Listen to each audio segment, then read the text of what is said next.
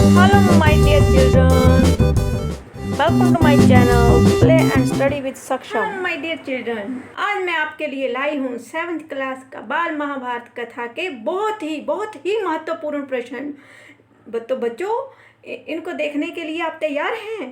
तो तैयार बने रहिए मेरे साथ। आपकी परीक्षा के लिए बहुत ही उपयोगी प्रश्न होंगे ये। तो पहला क्वेश्चन आपकी स्क्रीन पर, महाभारत की कथा बच्चों किसने लिखी थी? महाभारत की कथा जो थी वह महर्षि वेद व्यास ने लिखी थी। तो बच्चों, महर्षि वेद व्यास ने क्या लिखा था? महाभारत लिखा था। व्यास जी ने महाभारत कथा सबसे पहले किसको कंठस्थ कराई थी?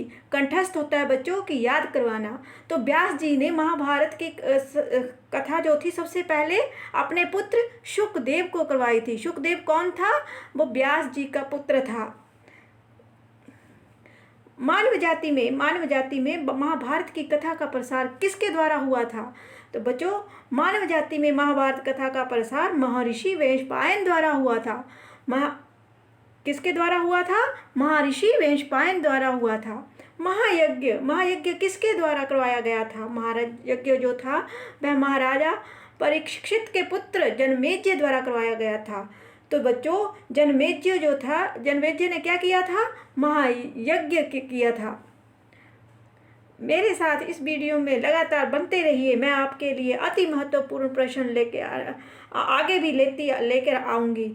तो बच्चों, नेक्स्ट प्रश्न, महायज्ञ में कौन मौजूद था? जो महायज्ञ हुआ था वहाँ पर कौन मौजूद था?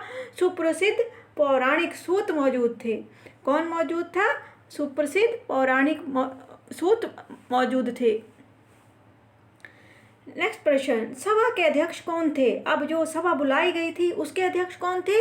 उसके अध्यक्ष बच्चों महर्षि शौनक थे। महर्षि शौनक किसके अध्यक्ष थे?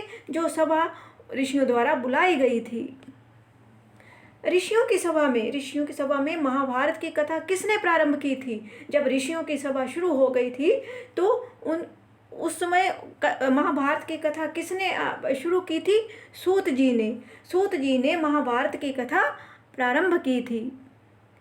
महाराज शांतनु के बाद कौन हस्तिनापुर की गद्दी पर बैठा था?